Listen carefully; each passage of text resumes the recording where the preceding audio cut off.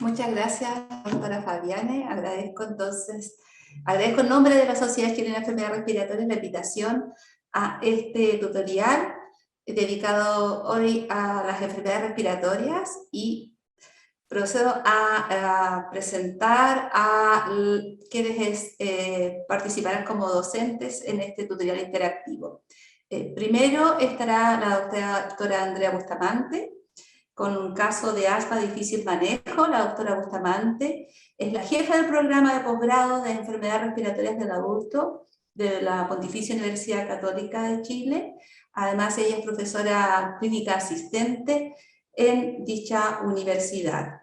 Y después de la doctora Bustamante, presentarán casos clínicos de pleura la doctora Maite Llonarte. La doctora Llonarte también es profesora asistente de la Universidad de Chile y ella trabaja, es especialista en enfermedades respiratorias del adulto y trabaja en el Instituto Nacional del Tórax.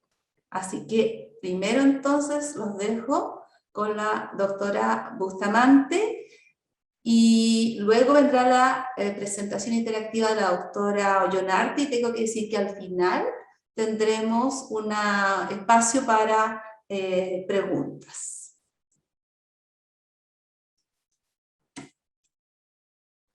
Muchas gracias, buenas tardes. Gracias, doctora Mendoza, gracias, doctora Fiabane, por la invitación. Feliz de estar acá con ustedes. Vamos a partir entonces con casos clínicos de asma de difícil manejo.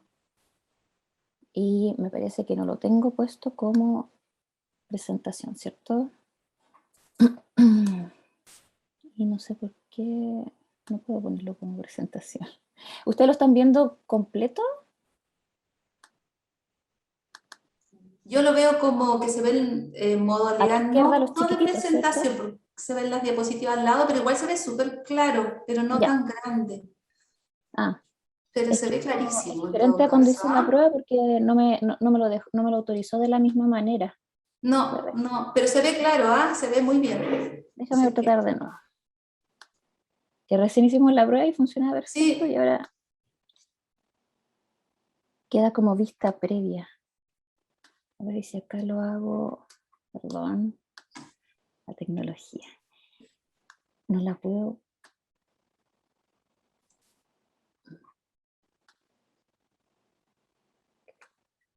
A ver, esta sí.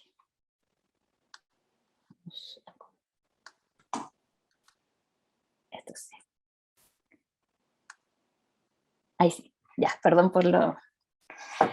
bien, entonces el primer caso, una mujer de 47 años, no fumadora, que consulta por 5 años de disnea intermitente, sibilancias expiratorias, tos húmeda no productiva, cursos recurrentes de prednisona y antibióticos por exacerbaciones respiratorias que se resuelven en un periodo de 2 a 3 semanas.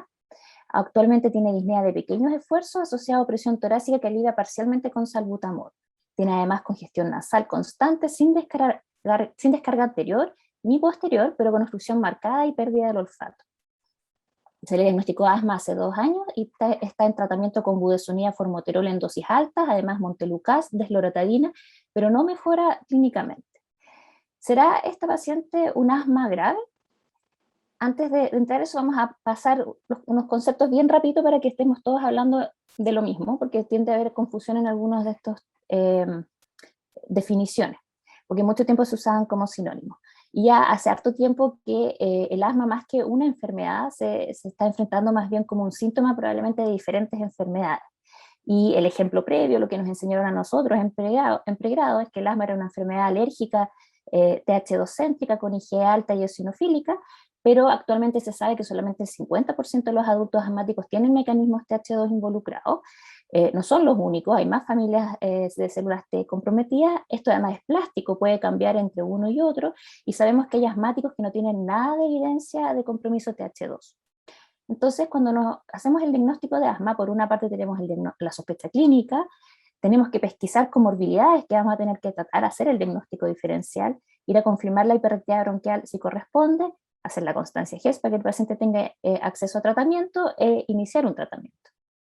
Y en ese tratamiento vamos a tener elementos de tratamiento no farmacológico, lo más importante, con evidencia potente que lo apoya, que el paciente deje de fumar, control de gatillantes, obviamente, prevención de infecciones con algunas vacunas, la influenza sobre todo, que no va a prevenir que le dé influenza, pero sí va a prevenir complicaciones, y vamos a recomendar siempre actividad física.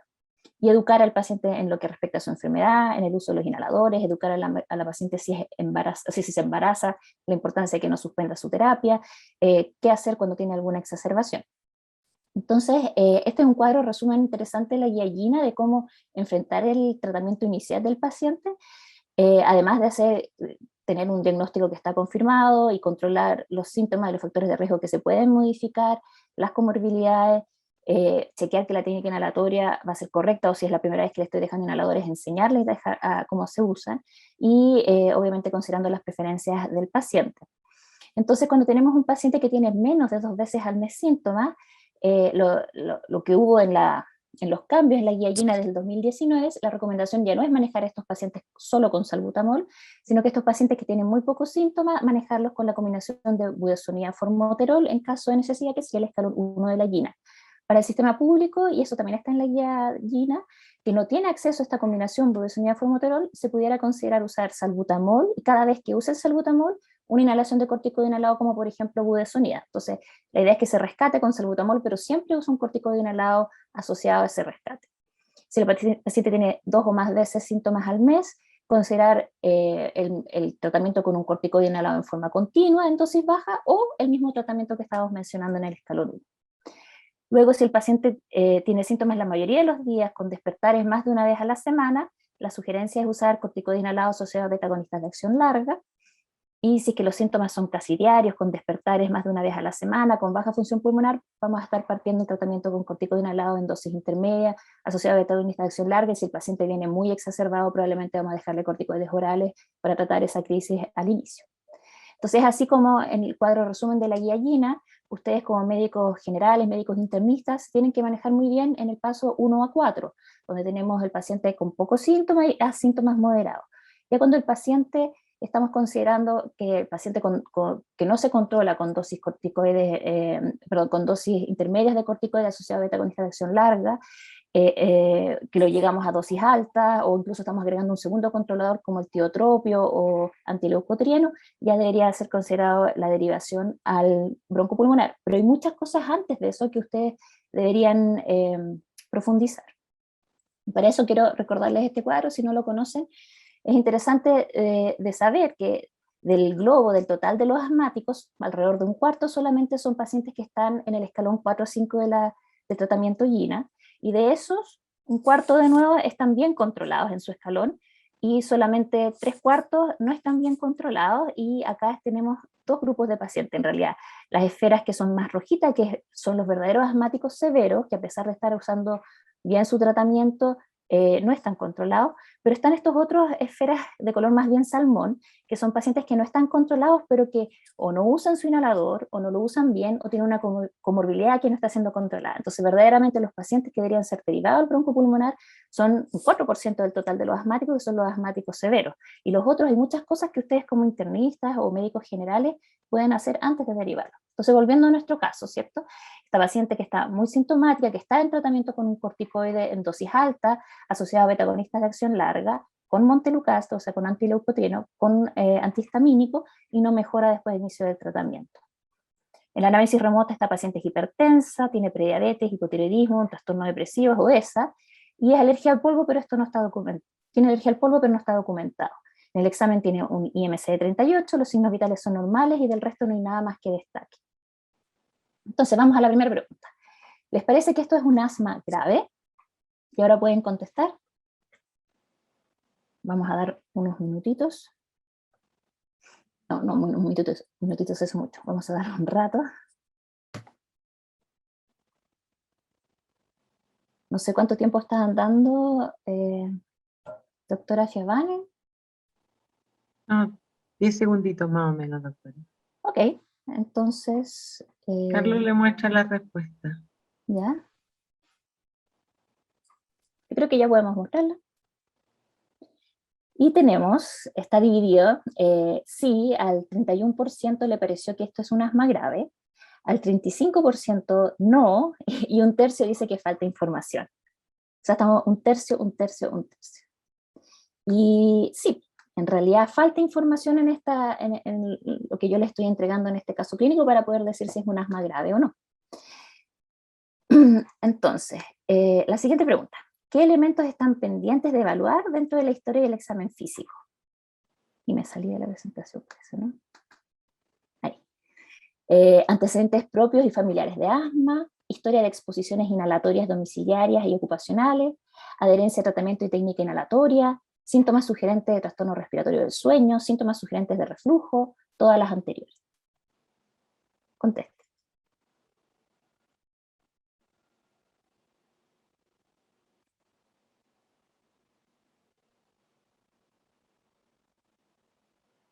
Veamos la respuesta. Esto no debería estar tan dividido.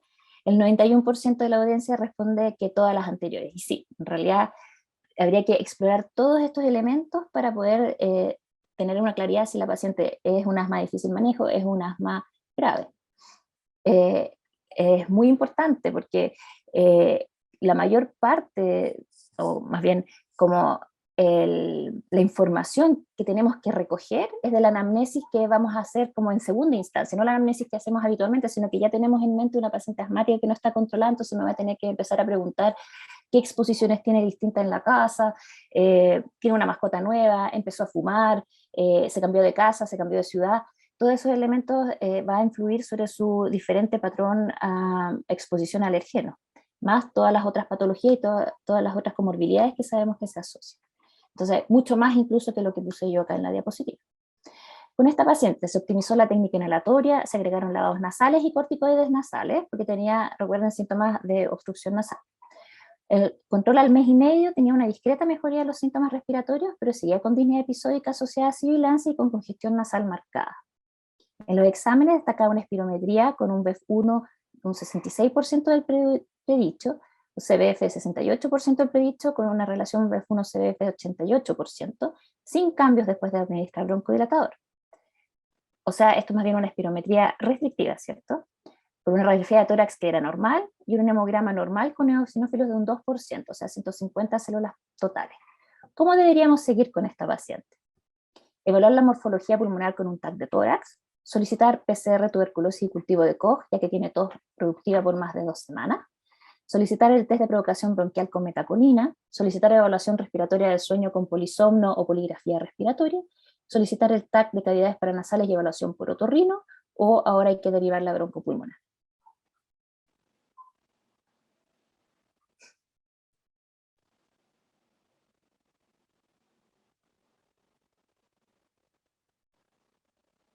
Vemos el resultado.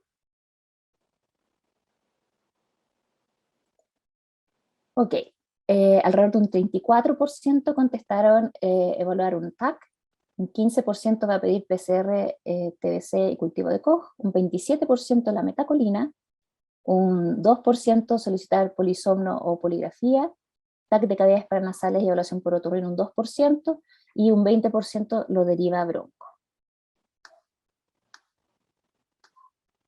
En realidad, todavía no lo deriven a bronco y esperémonos un poco con el escáner, porque hay hartas otras cosas que tenemos que resolver primero como internistas antes de pasar por esa etapa. De los otros exámenes sí hay que pedirle, porque esa primera espirometría no me deja a mí tranquila, no me está demostrando hiperreactividad bronquial, así que tengo que ir a demostrar que esta paciente tiene hiperreactividad bronquial, así que tenemos que hacer la provocación con metacolina, que efectivamente en ella tiene hiperreactividad bronquial y tiene un PC20 de 0,5, así que eso confirma que efectivamente sí es asmática. Y ella tiene una tos productiva, así que sí o sí vamos a querer descartar la tuberculosis, y tiene una PCR-TBC negativa. El cultivo todavía está en proceso.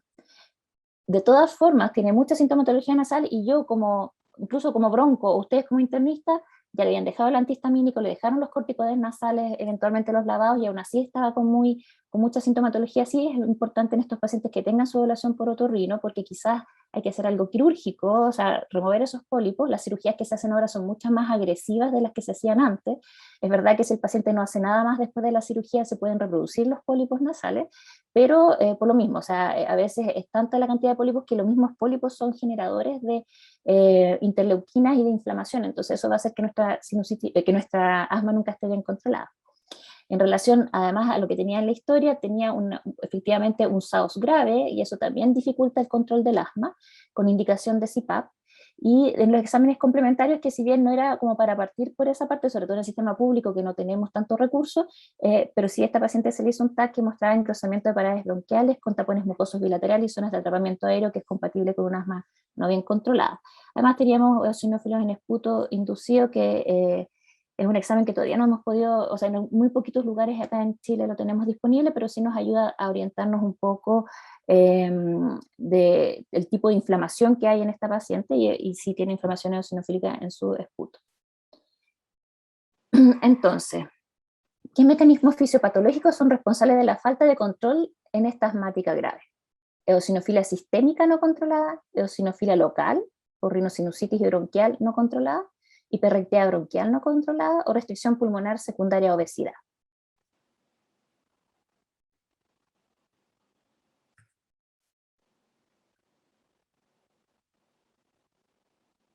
Contesten.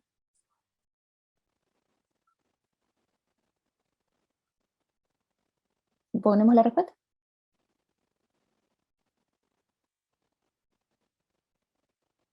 Entonces, estamos de acuerdo. Eosinofílica sistémica no controlada no nos parece, solamente una persona contestó eso, pero probablemente no se acuerda, pero vimos que el paciente no tenía eosinofilia en el hemograma. Eosinofilia local, rinosinusal y bronquial no controlada, sí, 36%, eso lo demostramos con el esputo. A veces también se puede hacer cultivo de la secreción nasal, lo hacen los otorrinos. Hiperactividad bronquial no controlada, efectivamente, un 30% contestó eso, sí. Restricción pulmonar secundaria a obesidad, 32% de acuerdo. Así que en esta pregunta era B, C y D las correctas, así que bien, los que pensaron que los obligué a elegir solo una, pero por eso se dieron también en un tercio, un tercio, un tercio.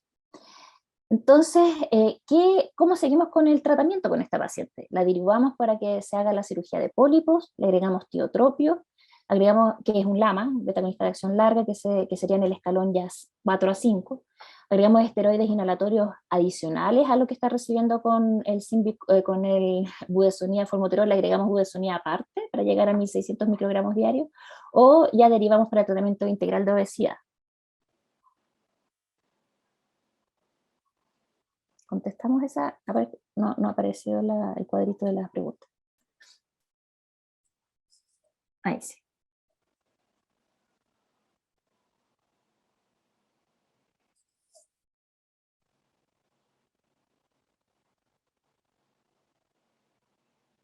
¿Ponemos la respuesta?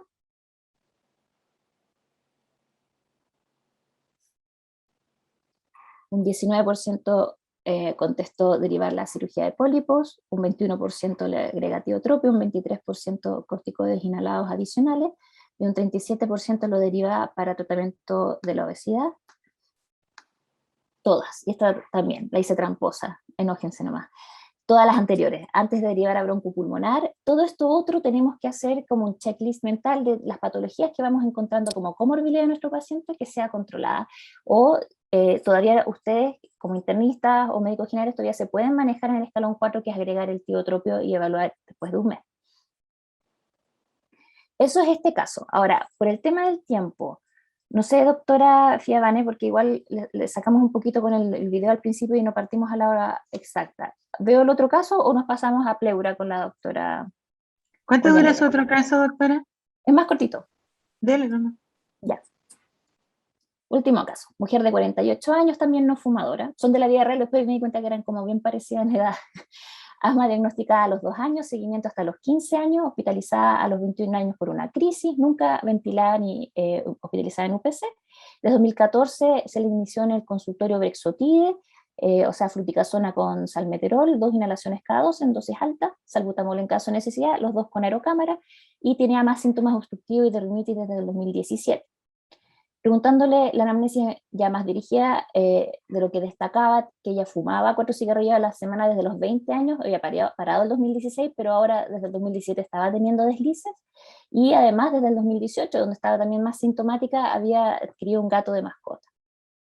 Y en forma dirigida, porque esto hay que preguntarlo siempre, ustedes van a preguntar a los pacientes, bueno, ¿y usted usa su inhalador todos los días? Y les van a contestar todos los días, doctor. Cuando estamos con un inhalador que es cada 12 horas, pregunten, ¿cuántas veces en una semana promedio se le olvida la dosis de la noche? Porque son súper así capciosos los pacientes. Entonces, en esta paciente, solo porque yo le pregunté en forma dirigida, sí, ahí me admitió que más o menos 2 veces a la semana se le olvida la dosis nocturna, que tampoco es tanto, pero sí puede influir en que no haya un tan buen control del asma. Y además que en ocasiones había confusión en el consultorio y no le entregaban Brexotide, sino que solamente estaba con salbutamol. En julio del 2018, ella ya estando en control conmigo, adherente al Brexotide, usaba también la dosis de la noche, y un poquito se perdió en lo que esto de primero del estallido social y la pandemia. En julio de 2019 tuvo una neumonía que no me contó y la trataron con antibióticos. Tenemos una radiografía de tórax de ese momento que a mí no me queda claro si fue después del tratamiento. Esto lo vio, ella trabaja en un departamento de una especialidad quirúrgica y lo manejó el médico, alguno de los médicos hace un poco ahí de pasillo, le dieron un tratamiento antibiótico, y esta es la radiografía. No sé si le llama algo la atención, no se ve una condensación. Hay unas zonas un poquito sucias que se ven, y en la base izquierda hay una imagen que ya está descrita incluso en el informe del radiólogo de posible bronquiectasia en esta base que no tenía en la radiografía anterior. Esa es la proyección lateral. Entonces ella, eso fue en julio del 2019, yo todavía estaba perdida para mí. En abril del 2020 tuvo un resfrío, entre junio y julio 2 consultas en urgencia en Saladera con 2 PCR COVID negativos, la manejaron con amoxicilina, ácido clavulánico y prednisona y salbutamol. Desde julio del 2020 con tos con expectoración mucopurulenta a purulenta persistente, sin fiebre ni hemoptisis. En septiembre de 2020 nueva exacerbación que la trataron con antibióticos, otra exacerbación en octubre que tengo radiografía, que les voy a mostrar después. Esta paciente, ¿qué creen ustedes? Es una paciente con asma grave y tenemos que aumentarnos un escalón en su tratamiento, por ejemplo, agregándole LAMA o agregándole Montelukast, o es un asma difícil manejo, en realidad quizás me está ocultando que está fumando, tiene, no sé, pues consiguió más gatos, duerme con su gato, o les parece que no es asma, o requiere más estudio.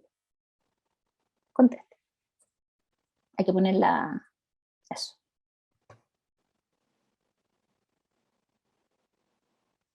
Veamos el resultado.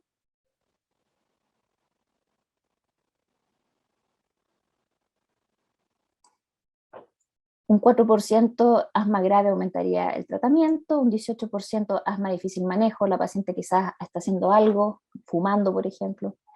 Un 7% piensa que no es asma y un 71% dice que requiere más estudio. Sí, necesita más estudio. De acuerdo. Esta es la radiografía, la última antes de retomar los controles conmigo. Y pueden ver ustedes que en el lóbulo superior derecho ahora hay más imágenes, así se ve una condensación, y unas imágenes como un poquito nodulares, que en realidad es árbol en brote. Seguimos, y lo que veíamos acá como bronquiectasias, incluso algunos se ve como que estuviera con más secreciones de lo que se veía en la anterior. La proyección lateral, un poco lo mismo, ¿cierto? La trataron con levofloxacino en esta oportunidad, por 7 días y prednisona, y de pasillo en enero me la topé, bueno, 2021, sí, este año. Así que ahí fue donde me enteré de todo esto que venía pasando. ¿Qué es lo que habría que hacer ahora con ella? Le vamos a pedir inmunoglobulinas porque debe tener una inmunodeficiencia como variable. Le pido un TAC de tórax. Le pido una nasofibroscopía o una videodeglución, quizás ella tiene tantas neumonías porque tiene un trastorno de glutorio. Le pido gramo y cultivo de expectoración.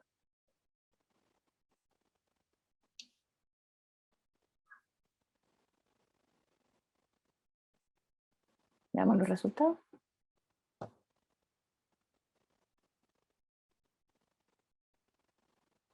Veamos los resultados.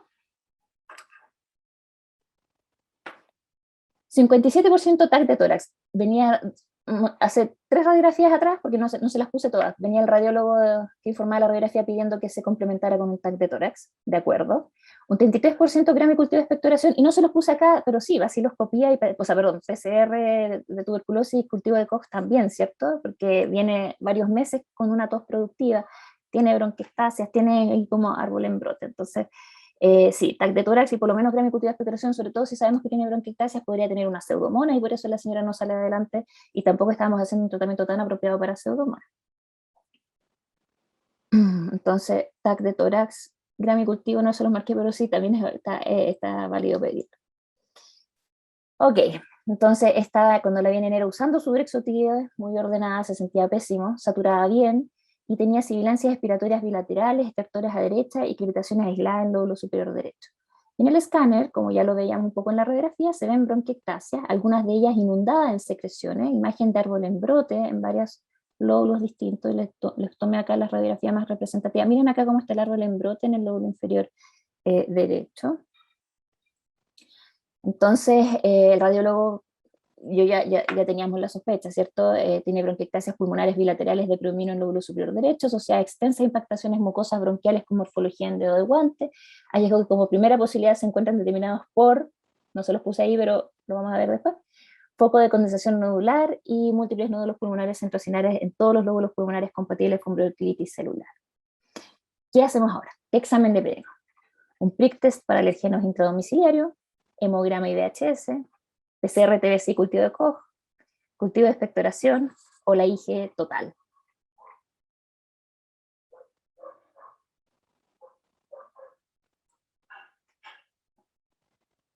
Pongamos la respuesta.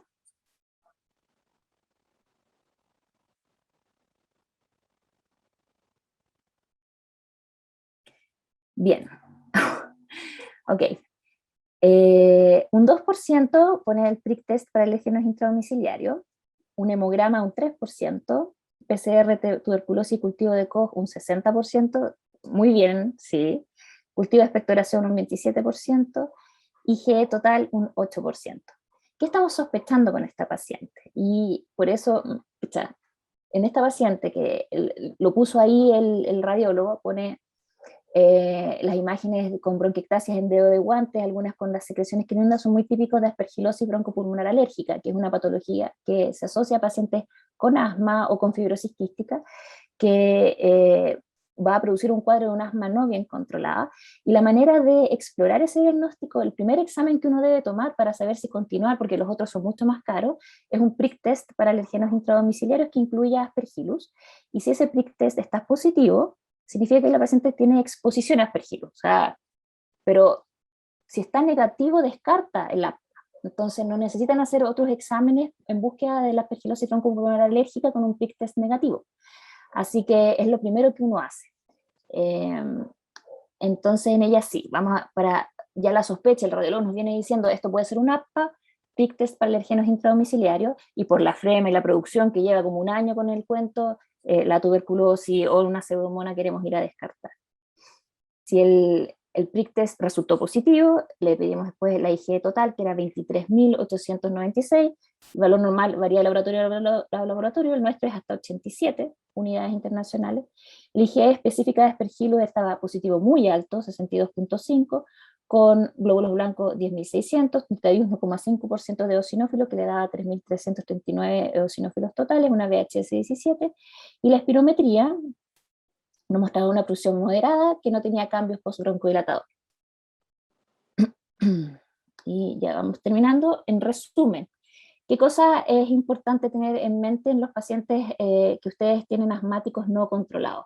Primero, siempre la educación en relación a su enfermedad, al uso de los inhaladores, y chequear, ¿cierto?, si está tratándose la comorbilidad que le hayamos pesquisado.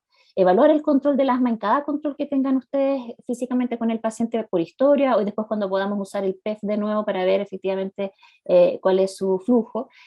Yo por la pandemia lo hemos tenido que dejar de usar por la aerosolización. Y si el paciente está controlado, siempre pensar en reducir un escalón en el tratamiento. Si estaba con LABA, quizás le sacamos el LABA, o estaba con asociación de corticoides con LABA en dosis alta, bueno, bajarnos esa dosis. Y si no está controlada, lo primero que tienen que preguntar, ¿el paciente usa sus inhaladores?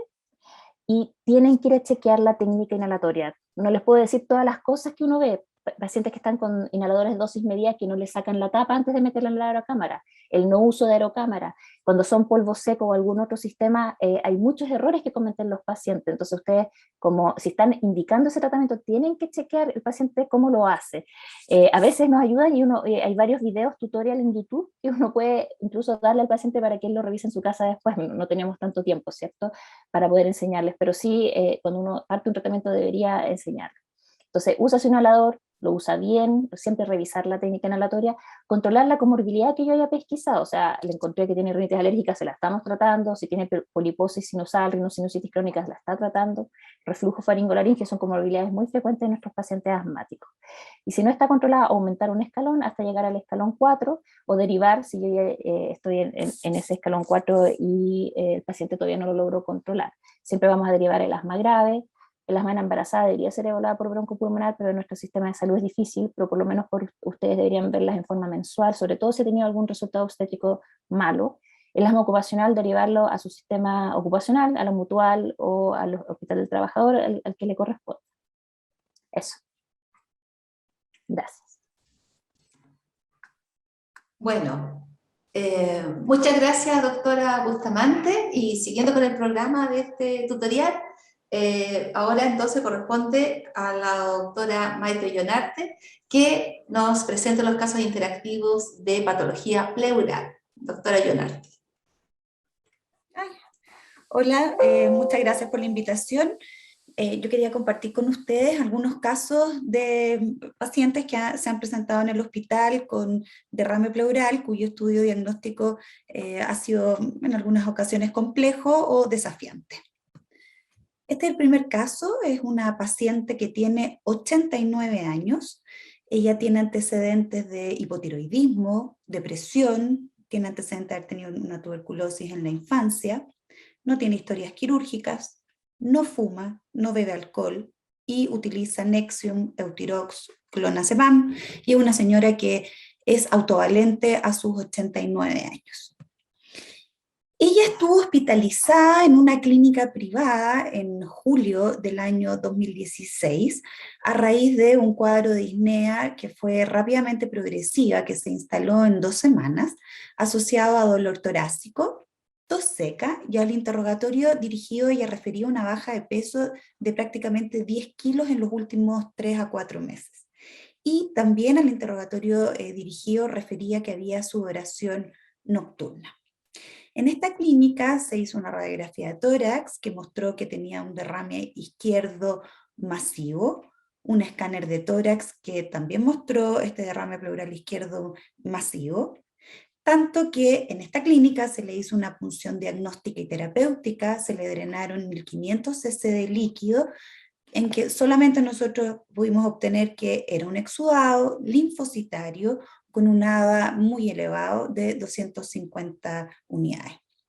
Esta paciente, al cabo de algunos días, se fue de alta con diagnóstico de tuberculosis pleural y inició su tratamiento antituberculoso. Ella se empezó a controlar en el consultorio, pero al mes la derivaron al hospital del tórax porque había habido reproducción del derrame. La señora otra vez tenía disnea y nosotros la conocimos. Era una señora que está con una presión completamente normal, afebril, un poquito taquipneica, 20 por minuto, saturando 92% oxígeno ambiental, y al examen físico destacaba que tenía matidez en el hemitórax izquierdo con abolición del murmullo pulmonar en todo el hemitórax.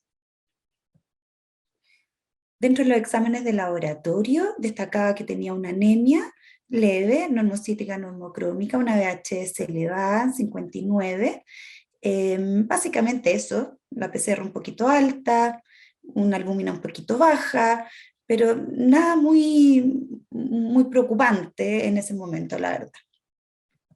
Esta era la radiografía de tórax, donde era muy llamativo este derrame. Es un derrame masivo con desplazamiento de las estructuras mediastínicas en forma contralateral. Vean ustedes cómo está completamente desviada la tráquea, y esto puede ser una urgencia. Ahí tienen el escáner, ese es el scout del escáner, se ve lo mismo. Y bueno, en esta ocasión se hizo el escáner con todo el derrame puesto, ¿cierto? Pero pueden ver ahí cómo se ve algunas zonas discretamente engrosadas de la pleura. Ahí se logra apreciar algo, aquí pareciera que se ve otro poquito. Esto era lo que nosotros teníamos cuando la señora ingresó al instituto. Entonces aquí las preguntas que yo les hago a ustedes es, ¿Cómo seguimos con esta señora de 89 años, que en teoría se fue de alta con diagnóstico de tuberculosis pleural con tratamiento, cuyo derrame es recidiva? Le hacemos una pleurocentesis diagnóstica, le hacemos una pleurocentesis diagnóstica y terapéutica, le hacemos una pleurocentesis y le instalamos un tubo de drenaje pleural, o la sometemos a una toracoscopía. ¿Qué harían ustedes?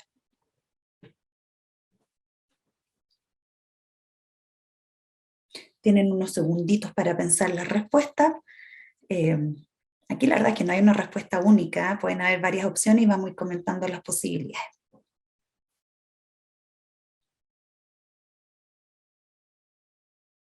Ok, yo creo que estamos. Bueno, el 48% considera que lo más adecuado sería hacer una pleurocentesis e instalar un tubo de drenaje. El 38% piensa que debemos hacer una pleurocentesis diagnóstica y terapéutica. 13% va derecho a la toracoscopía y solo un 2% hace una pleurocentesis diagnóstica. De todas estas respuestas, creo que la menos apropiada es la pleurocentesis diagnóstica, porque es un derrame tan masivo que hacer una pleurocentesis para sacar 60 o 100 ml de líquido solo para estudio, claro, puede que nos ayude para analizar el líquido, pero la señora va a seguir con este derrame puesto y con muchos síntomas asociados. Si hacemos una pleurocentesis diagnóstica y terapéutica, esto la va a aliviar y vamos a mantener líquido, ¿cierto?, dentro de la cavidad torácica para eventualmente ir a hacer otro procedimiento después. Ir a la toracoscopía es una opción. Vamos a ver qué fue lo que hicimos. Ay, no sé por qué no avanzo. Ahí está. Bueno, en esta señora se hizo una toracocentesis diagnóstica y terapéutica. Se extrajeron 1200 cc de líquido. Era un líquido color amarillento, turbio, con 5,4 gramos de proteína. Tenía una LDH altísima, 8800, cero glucosa, colesterol elevado, tenía un ADA de 193, pH 7,27 y 4.600 células de predominio linfocitario en un 86%. Eso en relación al físico-químico y el recuento celular con su fórmula diferencial.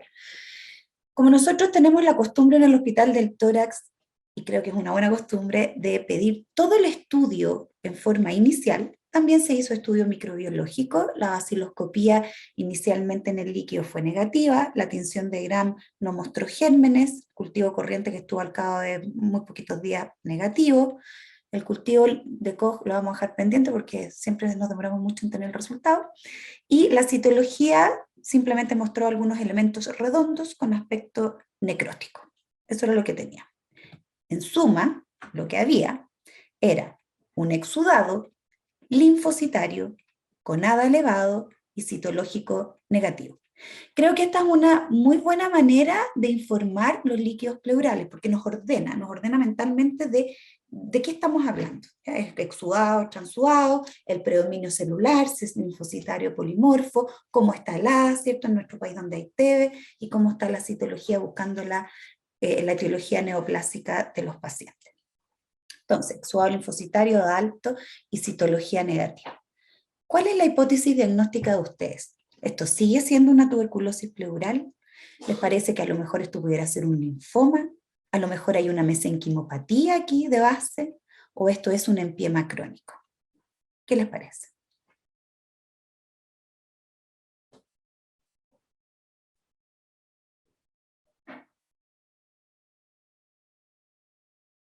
Ya, yo creo que ya podemos ver los resultados. Y el 47% piensa que esto es una tuberculosis pleural, 30% piensa que tal vez esto pudiera ser un linfoma, 15% piensa que pudiera haber una mesenquimopatía y un 8% cree que esto pudiera ser un empiema crónico. Ok. Tuberculosis pleural, me imagino que lo están sospechando porque tiene un ADA altísimo. Linfoma, supongo que también lo piensan porque el ADA es muy alto. Las mesenquimopatías pudiera ser, pero la señora tiene una edad un poquito avanzada para estar debutando con estas etiología, y el empiema crónico, bueno, cualquier condición que se cronifica dentro del tórax va a hacer que el líquido se haga de predominio linfocitario, eso es cierto. Tiene un pH que ha caído, pudiera ser, pero el aspecto del líquido amarillo, salvo que fuera pus, un derrame que parece que es libre, hace menos probable que esto sea un empiema crónico, pero no se puede descartar. En este caso, se le hizo un escáner de abdomen que no mostró adenopatías, tenía un discreto engrosamiento en las paredes del estómago, algunos divertículos en colon, y aquí la pregunta es, ¿cómo vamos a seguir con esta señora? Le hacemos una punción terapéutica, le instalamos un tubo, le hacemos una biopsia pleural percutánea guiada por ecografía, le hacemos una biopsia pleural percutánea guiada por escáner, o hacemos ahora una toracoscopía con biopsia y eventual talcaje.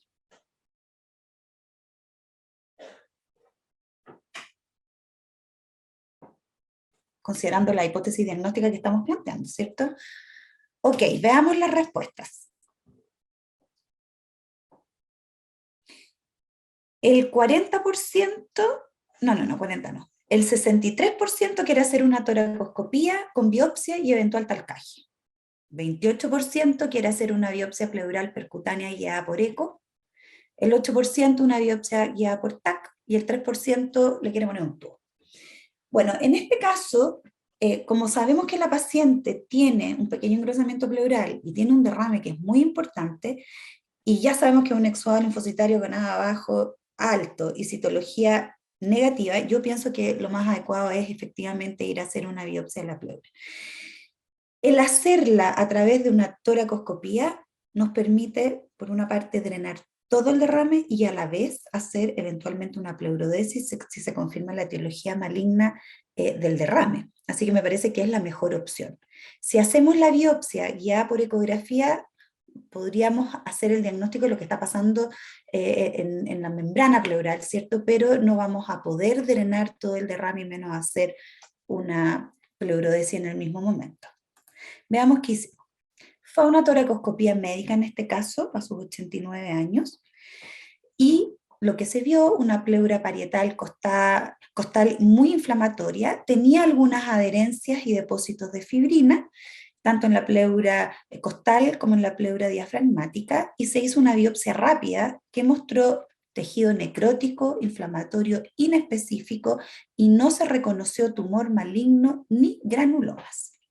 Durante el procedimiento se drenaron 2.600 cc y se dejó instalado un tubo de drenaje pleural. Entonces yo les pregunto a ustedes, una vez que obtuvimos esta biopsia rápida, donde no se vio tumor, no se vio granuloma, no se vio nada, ¿qué hacemos? ¿Le hacemos pleurodesis? ¿Sí? ¿No? ¿O esperamos a la biopsia diferida? Tienen 3 segundos para responder. ¿Qué hacemos? ¿Le hacemos pleurodesis sí o no? Ok, veamos la respuesta. Aquí no hay mucho que... es sí o no, básicamente. O esperamos la biopsia. Veamos la respuesta. No veo la respuesta. Carlos.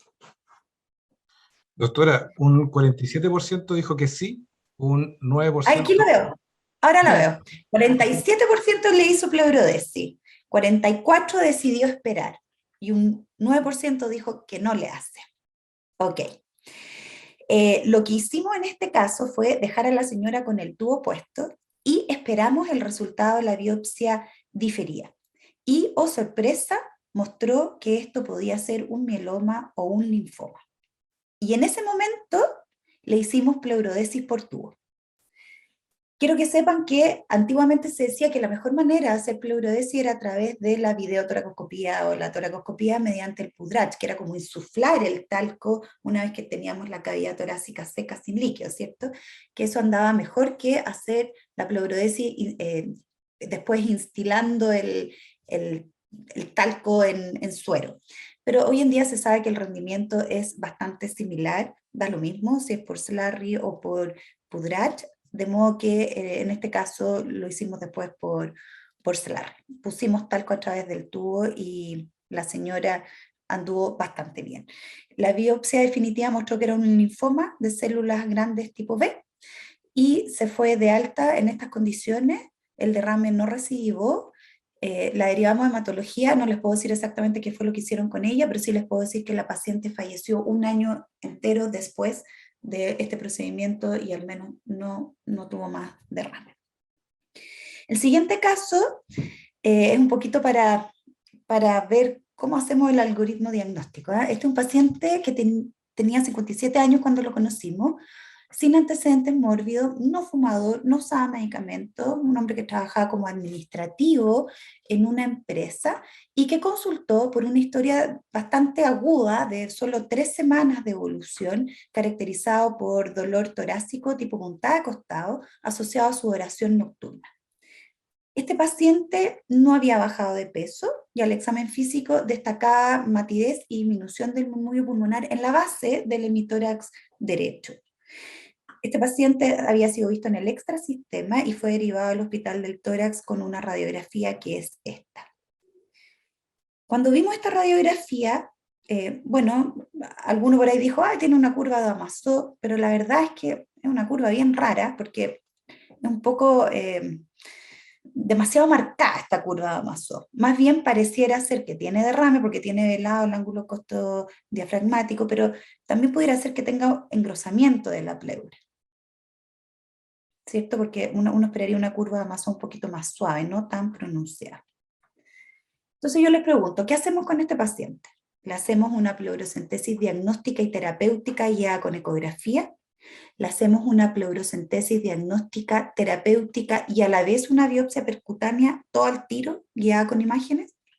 ¿Hacemos un escáner con contraste antes de nada? ¿O derivamos a una video de entrada porque asumimos que este derrame está tabicado? Aquí tienen un poquito más de tiempo para pensar la respuesta. Entonces, es un derrame chico, donde la curva está un poquito muy marcada, pudiera ser que tenga un poquito de engrosamiento en la pleura, que esté tabicado, no sabemos. ¿Qué hacemos?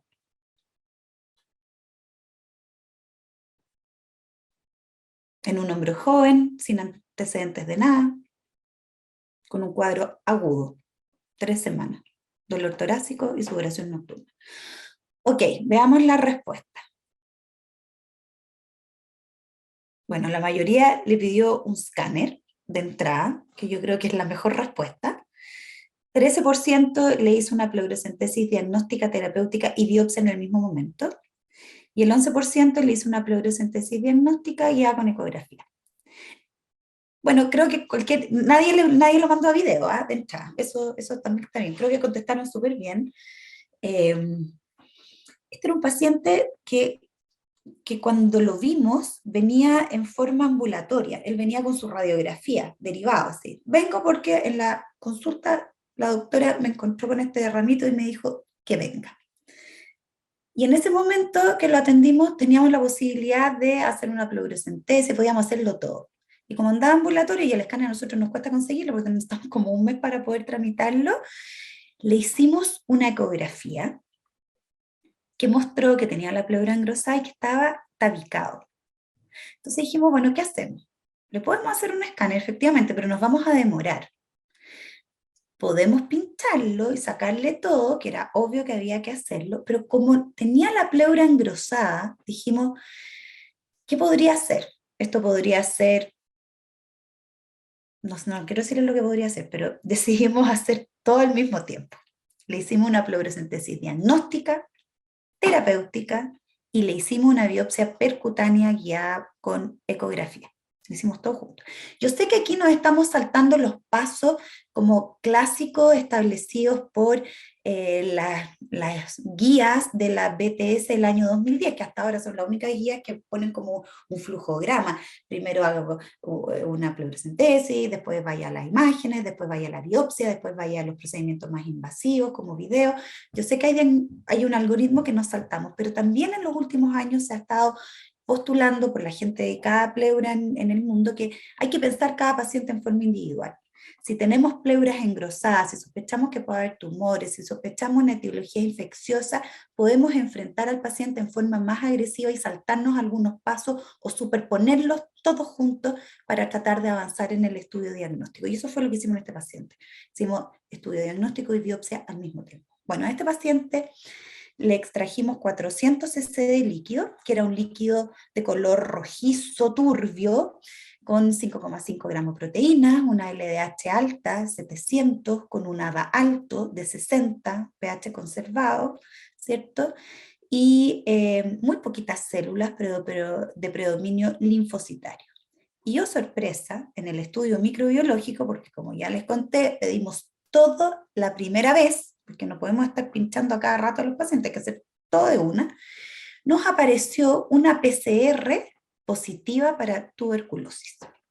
Vaciloscopía negativa, el cultivo por supuesto pendiente, porque se demora más, y la citología fue negativa. O sea, en suma, este paciente en menos de 24 horas sabíamos que tenía un exudado linfocitario con ADA alto, con una PCR positiva para tuberculosis, y bueno, unos poquitos días después con citología negativa. La biopsia la mandamos, por supuesto, a estudio histológico y también a cultivo, y resultó que se confirmó que tenía formación de granulomas. O sea, muy rápidamente en este paciente pudimos llegar al diagnóstico que tenía una tuberculosis. Y el paciente entonces se fue, siempre en forma ambulatoria, pero con su tratamiento antituberculoso, y 2 semanas después apareció el cultivo en MGIT positivo.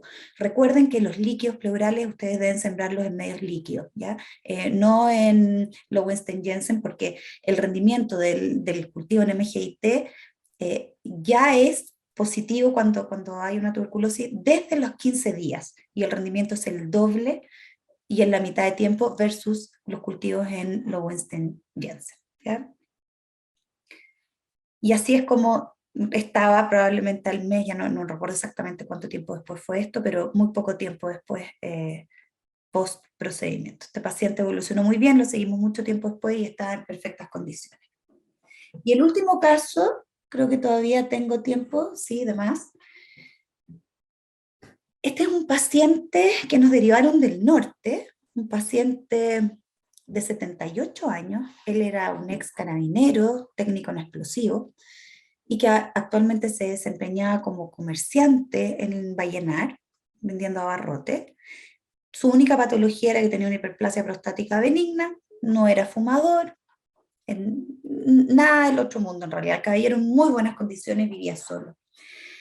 Este paciente tenía historia de haber consultado en Vallenar en julio del año 2017 por una historia de 1 mes de evolución caracterizada por tos seca y disnea de moderados esfuerzos. En Vallenar se le hizo una radiografía que mostró un derrame pleural izquierdo que en los informes que nos mandaron decía que era moderado, y que en algún minuto se le había hecho una toracocentesis diagnóstica y terapéutica donde habían extraído 200 cc de líquido, cuyo resultado habría sido un transudado. Y el paciente después de eso evolucionó bien, sin disnea, pero en noviembre recibió el derrame, por lo que le hacen una segunda pleurocentesis diagnóstica y terapéutica. En esa oportunidad drenaron 3 litros de líquido, y ahí aparentemente el líquido habría sido un exudado de predominio de polimorfonucleares con ADA de 7 y solamente cultivos negativos. No teníamos la citología, eso es todo lo que pudimos conseguir de ese procedimiento. Y con esto entonces se derivó al tórax. Cuando llegó al tórax, la verdad es que el examen físico del paciente era normal, y esta era la radiografía al momento del ingreso, donde no quedaba derrame porque le habían drenado 3 litros. Se le hizo un escáner, donde aquí sí se ve que tenía un poquitito de derrame, la verdad es que es un derrame un poquito más que laminar, y se alcanza a observar un discreto engrosamiento de la pleura parietal. Aquí también la logran visualizar, pero es bien discreto, la verdad. Entonces aquí la pregunta es, ¿qué hacemos con este paciente que viene de Vallenar, que lo han drenado 2 veces en 4 meses de evolución y que ahora no tiene derrame? Mantenemos una conducta expectante hasta que se reproduzca el derrame, lo derivamos a una videotoracoscopía, Con ese poquito líquido le hacemos o no una pleurocentesis y eventualmente una biopsia pleural guiada por imágenes, porque sabemos que está un poquitito engrosada la pleura, o le hacemos un estudio cardiológico y lo tratamos con diurético porque en algún minuto tuvo un transudado. ¿Qué habrían hecho ustedes? Como les digo, no hay respuestas correctas, estos son, así nos vimos enfrentados al paciente. Solo que ahora tiene poquito líquido y... Bueno, y el paciente se quería ir. Él decía que él no se sentía cómodo en Santiago, no quería estar hospitalizado, se sentía perfecto ahora, claro, estaba sin derrame. ¿Qué hacemos con él? Piensen en la presión de los pacientes cuando están hospitalizados y se sienten bien. Ok, veamos la respuesta.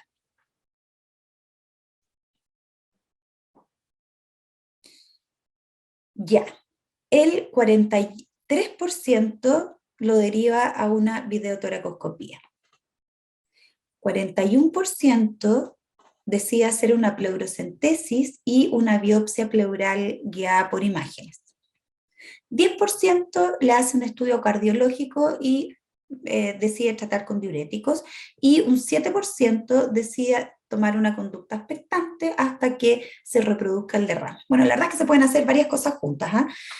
Sí le hicimos estudio cardiológico, que les cuento entre paréntesis que resultó normal, y decidimos hacer una pleurocentesis y una biopsia guiada por ecografía, en ese poquitito derrame que tenía.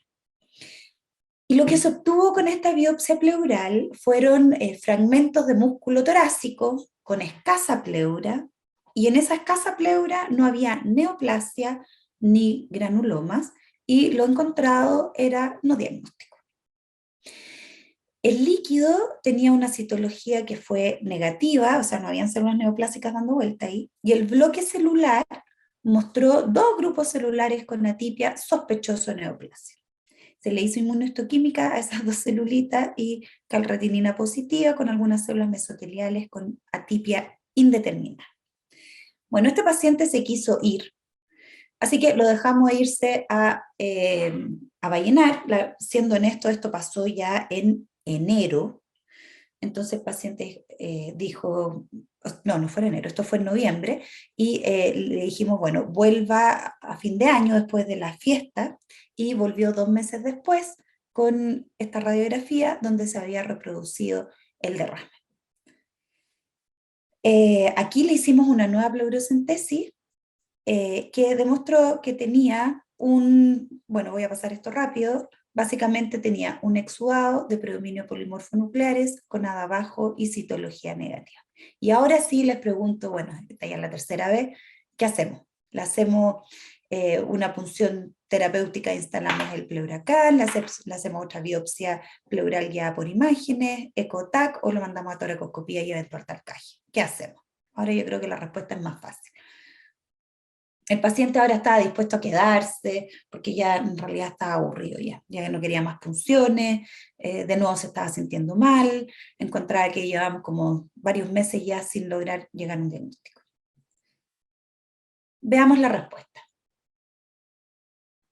Bien, 92% va a toracoscopía, biopsia y talcaje. Y eso fue lo que hicimos.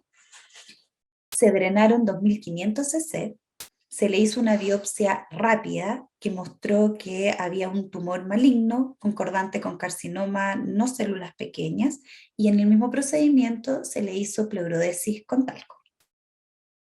La biopsia definitiva mostró que estábamos frente a un mesotelioma, variedad epitelial, y después entonces en el interrogatorio dirigido el paciente refirió que sí había habido exposición a asbesto en su domicilio.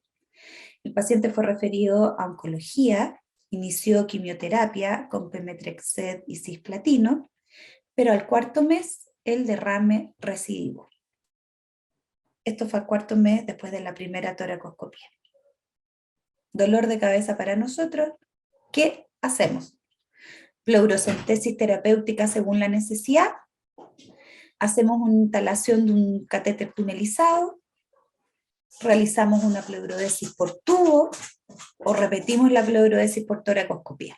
¿Qué hacemos con este paciente?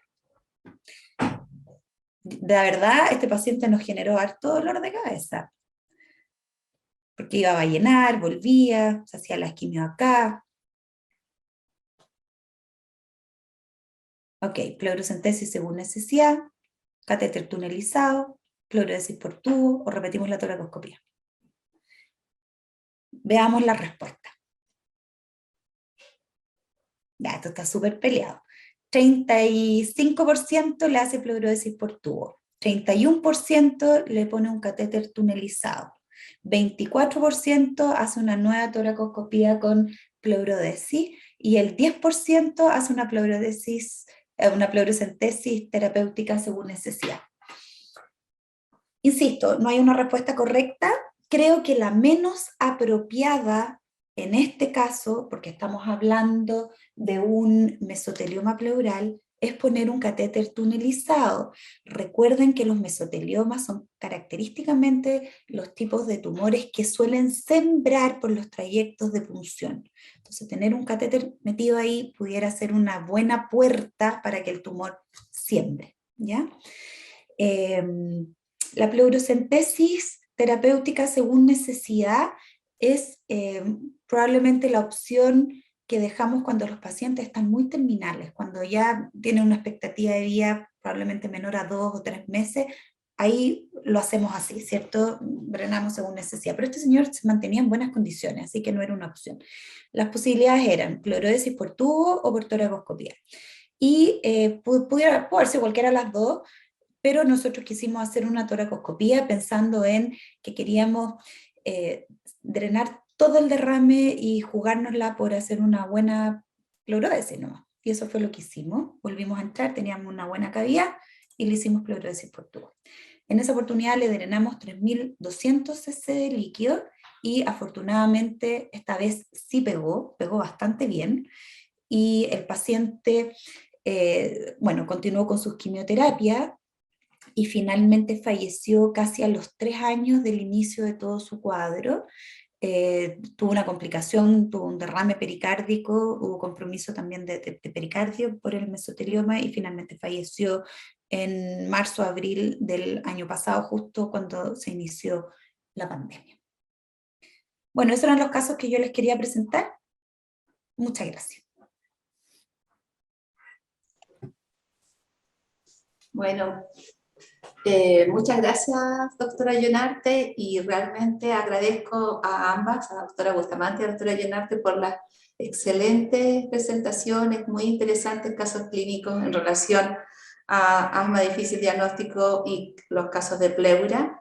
Y ahora lo que tengo son algunas preguntas, pero me imagino que quizás van a llegar otras nuevas preguntas.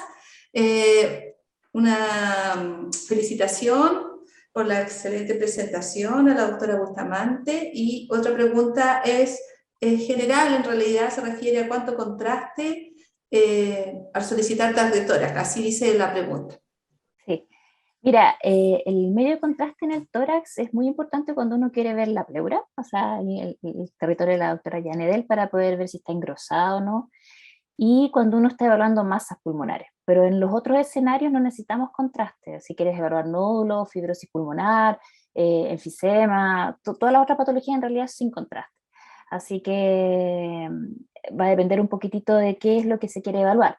Hay otras cosas que le podemos pedir al TAC de tórax. Si yo estoy pensando en una enfermedad pulmonar intersticial difusa, es importante pedir de alta resolución, con corte fino, con cortes en expiración para evaluar atrapamiento aéreo, y si hay patología cardiológica, con cortes en prono, para que si el agua es la que está produciendo el compromiso intersticial, al ponerlo en prono, eso se va a desplazar.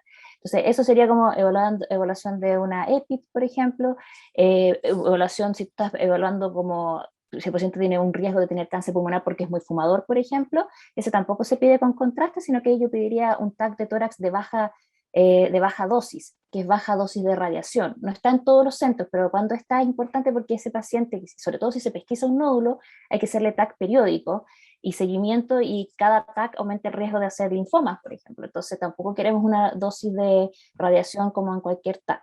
Pero yo te diría así como en resumen, el contraste es cuando uno está sospechando algo pleural, porque lo viste en la radiografía de tórax, estás viendo quizás ahí engrosado, quieres evaluar bien la pleura, o una masa que quieres caracterizar mejor.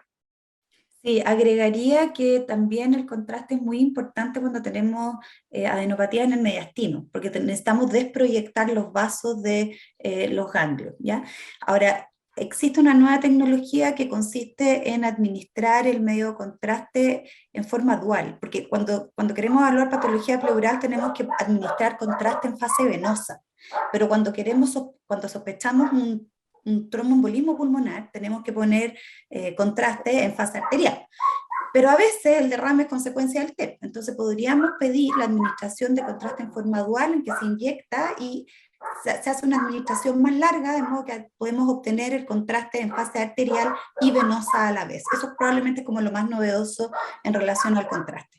Y hay otro escenario más que sería si estamos evaluando una hemoptisis y ahí uno pide el contraste también en fase arterial precoz, que es distinto al fase del tromboembolismo pulmonar, que es como arterial más tardío, porque uno quiere ver una malformación arteriovenosa.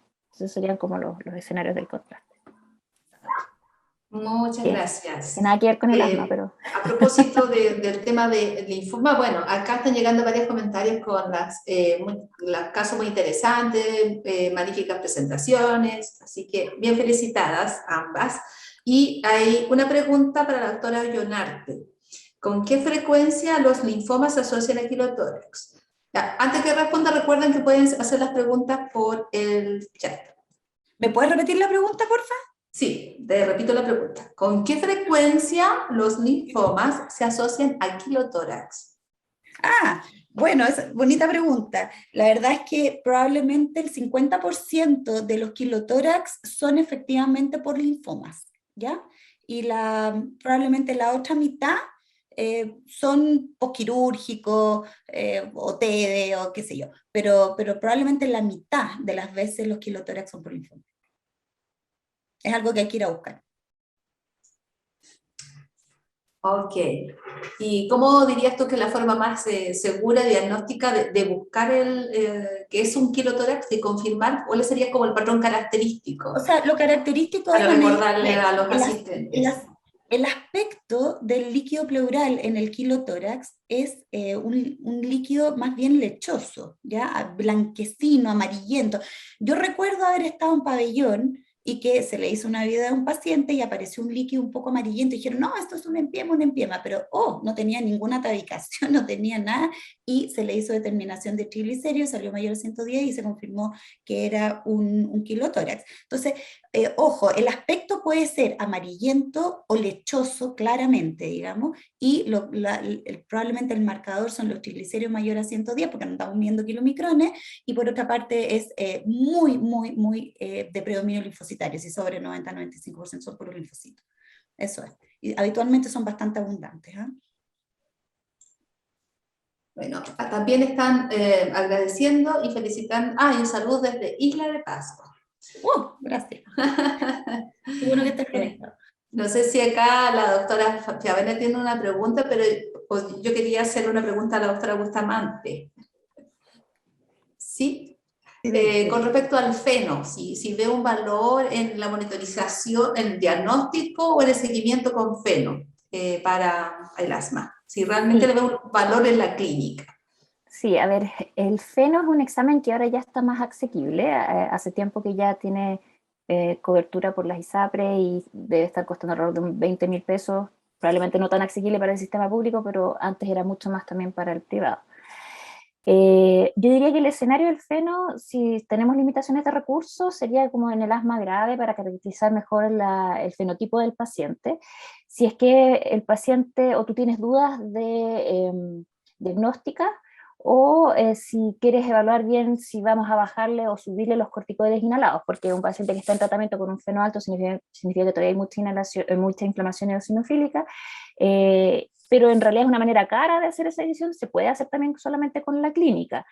Pero hay una patología que sí nos ayuda a diagnosticar, que tiene la sintomatología muy parecida al asma, que es la bronquitis eosinofílica, que uno puede hacer el diagnóstico con una fibrobroncoscopía, con biopsia bronquial, pero en realidad una manera no tan cara de hacer el diagnóstico de la patología es un cuadro típico de asma, que tiene una espirometría normal, que tiene una provocación con metacolina normal, pero un feno alto. Entonces ahí tú puedes hacer diagnóstico de bronquitis eosinofílica, que tampoco es tan frecuente, pero también pasa que no la buscamos en forma dirigida. La diferencia ahí en el tratamiento, las dos patologías, el asma y la bronquitis eosinofílica, se tratan con corticoide inhalado. La bronquitis eosinofílica no necesita beta-agonista de acción larga.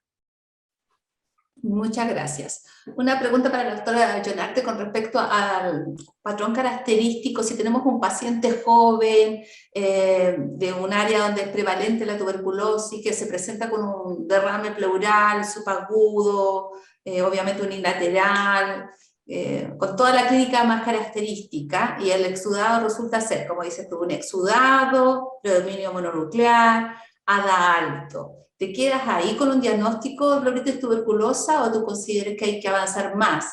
Estoy hablando de este tipo de paciente, así el paciente con una probabilidad pretest alta, y cuál sería el nivel de ADA que, en caso de que tú dirías sí, que te confirmaría esta probabilidad diagnóstica de ser así. Sí, súper buena pregunta. Mira, en general, si los pacientes tienen menos de 40 años y tienen un exudado linfocitario con ADA alto, en nuestro medio podemos iniciar tratamiento antituberculoso. Ya acuérdense que cambiaron las guías, qué sé yo, que ahora el tratamiento es diario, bueno, pero no vamos a entrar en esa parte ahora. Ahora, si el paciente tiene más de 40 años, probablemente ahí uno quiere asegurarse y no te quedas solo con el ADA, ahí uno busca la biopsia, uno busca confirmar esto. Entonces ahí uno suele ir a la biopsia pleural, que la podemos hacer en forma percutánea, a ciegas, con una aguja de Cope o con eco, o, bueno, de la manera que sea, digamos. Eso. La PCR no es un test que usemos de rutina porque el rendimiento en pleura es bastante bajo. El rendimiento de una PCR es alrededor de un 50%, entonces no nos quedamos con eso. Habitualmente nos quedamos con el ADA. Paciente joven lo usamos, paciente mayor confirmamos con histología. Y el nivel de corte, también hay que tener presente que esta cosa cambió. Antiguamente utilizábamos la técnica de Gisti y Galanti, que es una técnica colorimétrica para hacer la medición del ADA, y ahí los estudios hablaban de cortes alrededor de 40.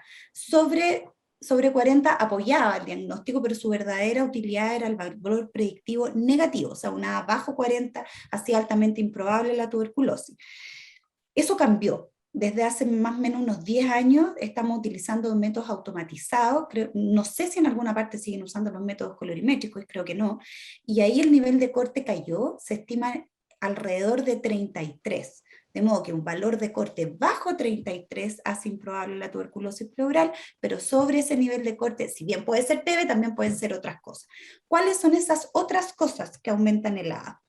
Si es un exudado linfocitario con ADA alto, la primera posibilidad sigue siendo TB, pero ojo aquí con los linfomas, algunos adenocarcinomas y las mesenquimopatías, lupus, artritis reumatoide. Y si es de predominio polimorfo nuclear con ADA alto, ahí entran los derrames paraneumónicos complicados y el empleo. Bueno. Súper, muchas Yo gracias. tengo un par de preguntitas, doctora Mendoza. A la doctora Bustamante, preguntitas de entrevista. A la doctora Bustamante, uno de los cuadros que uno podría decir que confunde con asma son las vasculitis alérgicas, las que se parecen un poco. ¿Cómo uno podría tratar de sospecharla precozmente, por ejemplo? Bueno, dentro de la evaluación del paciente asmático, uno igual quiere tener alguna vez una radiografía de tórax, y la vasculitis por lo general viene con infiltrados pulmonares. Algún tipo de infiltrados pulmonares sospechosos que uno encuentra, o sea, no tiene una radiografía normal o más bien un escáner normal. Entonces, cuando uno ya está profundizando más en la evaluación del paciente, pide imágenes y ahí encuentra infiltrados que hacen sospechar que pueden ser a veces nodulares o a veces opacidades no tan bien definidas, o virus esmerilado que van a hacer sospechar vasculitis. Básicamente la imagen radiográfica, eso es lo que nos diría, ¿cierto? Bueno, obviamente si yo tengo alguna otra sospecha clínica voy a buscar la serología, voy a buscar, pero sí, o sea, y dentro de la evaluación de un paciente asmático grave que no está siendo controlado, si no tiene una clínica típica de vasculitis, igual probablemente lo voy a ir a buscar y voy a mirar bien el hemograma, cómo está esa VHS, si le voy a pedir una electromiografía, pensando como, viene como dentro de la evaluación de los pacientes asmáticos graves. Sí. La orina. Claro. Hay varias Siempre por alguna preguntas. base, Doctora, no se le puede olvidar la orina. vamos a tener exámenes Exactamente. generales que quizás nos van a tirar ahí, como nos van a dar tips hacia dónde vamos a enfocalizar nuestro estudio, porque podemos gastarnos mucho dinero si tiramos todo el amplio espectro de estudio que podemos hacer para caracterizar mejor al asmático cuando estamos viendo el diagnóstico diferencial. Pero por eso obviamente que la historia y el examen físico son vitales para poder dirigir este estudio. Y nuestra clásica radiografía de tórax. Muy bien, doctora. Y a la doctora Jonarte, las pleuropericarditis también son un problema cuando son de curso subagudo. ¿Qué nos puede decir? ¿Cuáles son como las etiologías más frecuentes? No en agudo, sino que en subagudo, digamos, adulto con una pleuropericarditis. Mesenquimopatía, ahí aparece el lupus, que es un dolorcito de cabeza, y ojo también con la TB, ¿eh? Con la TB, también hay que tener cuidado ahí. Eso, yo diría que esas son como las más importantes. Acá hay varias preguntas ahora para la doctora Bustamante, que estoy viendo aquí. Una de las preguntas es, voy a ir haciendo las de una, ¿ya? En el tiempo que tenemos. ¿Cuál es la recomendación de ejercicio físico en asma? Esa es la primera. Yo igual las leí un poquitito, yo encuentro que son todas súper importantes y me gustaría poder contestarlas todas. En relación al ejercicio físico, queremos que todos los asmáticos sean activos, que hagan actividad física. En el pasado sacaban al niño asmático de deporte y lo justificaban, no. O sea, a este paciente hay que tratarlo con corticoide inhalado y lava, de manera que pueda ser activo físicamente. Y la recomendación es siempre usar broncodilatador de acción corta antes del ejercicio. Si es que está con tratamiento con corticoides continuo, puede ser salbutamol, o cuando está con alguna combinación de lava corticoides que no sea formoterol budesonida, dejamos salbutamol. Por ejemplo, está con fluticasona salmeterol antes del ejercicio, salbutamol, o está con fluticasona de acción larga con bilanterol, salbutamol en ejercicio. Si el paciente no está con nada porque es un asmático muy muy leve, entonces ahí antes del ejercicio debería usar la combinación budesonida-formoterol, pero siempre se recomienda un broncodilatador una media hora antes del ejercicio, y si no está con un corticoide continuo todos los días, entonces en esa oportunidad que sí reciba el corticoide, ¿ya? Así que no, que es súper importante que el asmático haga actividad física, que no esté limitado, y hay deportistas de alto nivel que son asmáticos, así que eso ya no es una justificación para que no hagan deporte. Y en relación con Tito Montelukast, ojo, no partan por ahí en el manejo de la alergia.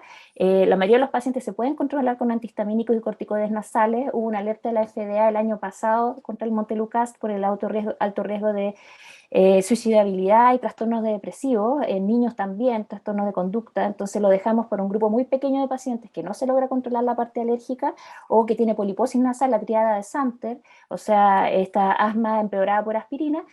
Ahí sí usamos el Montelukast, pero obviamente con ese, lo venimos a dejar al final, en el paciente que estamos desesperados por controlarlo, no partiendo. Me tocaba ver pacientes que se manejan una rinitis alérgica de común y corriente con Montelukast. No, por favor no hagan eso.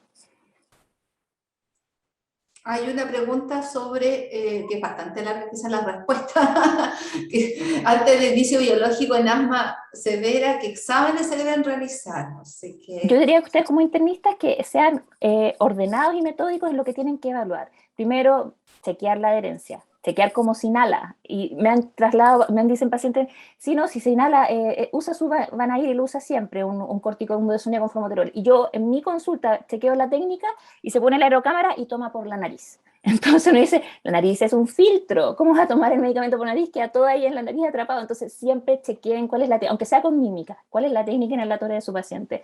Después de eso, las comorbilidades más frecuentes que se asocian a asma y que hacen que no se controle: la rinitis, está siendo tratada la rinosinusitis crónica, la poliposis nasal, la descarga posterior, por todos estos motivos, por reflujo, que a veces reflujo faringolaringio va a hacer que el asma no se controle. Y generalmente ahí nos apoyamos harto con el otorrino y quizás ir a mirar si tiene quizás todos estos elementos. Tenemos pacientes que por todas estas razones no se controla.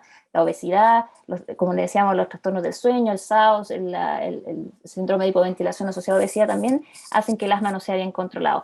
Chequeen el ambiente, qué gatillantes nuevos pueden haber. Llegó una mascota nueva, empezó a fumar, está fumando marihuana. O sea, hay un montón de factores que van a hacer que se descontrole el asma y que uno tiene que ir como Dr. House, casi que no me meto en la casa de nadie, pero uno se pone a interrogar como todos esos elementos. Antes de ir a exámenes muy descabellados. Si al final, si ustedes hicieron todo lo básico de chequear las comorbilidades y ver que se está haciendo bien el tratamiento, se deriva al broncopulmonar, porque ahí lo vamos a fenotipificar y ahí nos vamos a apoyar en exámenes que son un poco más caros y complejos, y para poder interpretarlo, claro que se requiere como el especialista, que es probablemente ya a nivel del escáner, el feno, si es que no teníamos una sospecha previa de alguna otra patología que quisimos descartar con esos exámenes. Y obviamente vamos a ver cómo están los eosinófilos, ojalá periféricos más que los plasmáticos. Sí, yo creo que antes de derivarlo, sí pueden pedir un prick test, un hemograma y una IgE total, porque en el fondo con eso ya nos avanzan bastante a nosotros. Pero solo recordar, como dices tú, que solo el 5% de los asmáticos realmente son severos. Todo el resto es que o no adhiere a la terapia o se trata mal. Sí, muy prevalente el tabaquismo en los asmáticos, como es tan prevalente en la población en general, también es en los asmáticos. El asmático que fuma tiene más riesgo de hacer exacerbaciones de infecciones virales, bacterianas, tuberculosis, COVID. Tiene menos efectividad los corticoides inhalados en el asmático que fuma y un deterioro acelerado de la función pulmonar. Así que siempre vamos a querer que dejen de fumar. Sí, muy, muy importante. En el Hospital del Tórax hay un muy buen programa del doctor Bello, que está, todos los pacientes de Santiago tienen acceso, no es sectorizado, pero hay una lista de espera. Pero no es por comuna, así que siempre pueden postular a ese programa, pero hay una lista de espera como de 1 o 2 meses, yo no sé ahora en pandemia cómo estarán. Y doctora Fabiane, no sé, en honor al tiempo son las 20:29, así que... Si nuestras expositoras no quieren decir nada especial, quieren redondear con algo, algo así. Claro, ambas pueden redondear, eso es muy buena idea. Yo veo una última pregunta ahí media larga, pero se refiere a un paciente asmático de 78 años que tiene el diagnóstico de asma en el extrasistema. No sé si tiene una historia típica, y habría que ir a hacer la anamnesis, el examen físico, si civila el paciente, que está manejado con corticoides inhalados y lava, pero con respuesta parcial. Que no tolera la espirometría ese. Claro, no tenemos la espirometría, entonces si no se va a hacer espirometría nos dificulta un poco el examen, pero hay que ver qué cosa clínica ustedes le encuentran, o sea, civil ese paciente, es una historia típica o no, el feno nos pudiera ayudar para ver si tiene inflamación eosinofílica y eso no le debiera costar al paciente, pero cómo están los otros exámenes, tiene una rinitis alérgica, no controla reflujo, o sea, hay que evaluarlo bien y tomar como decía una docente, una buena anamnesis y un buen examen físico. Y en patología pleural yo quisiera reforzar que cuando ustedes se enfrenten a los pacientes y tengan derrame, no le tengan miedo a la pleurocentesis diagnóstica y terapéutica, drenen lo más que el paciente tolere, deténganse cuando el paciente sienta dolor torácico o empieza a toser, y si tolera 2 litros, fantástico.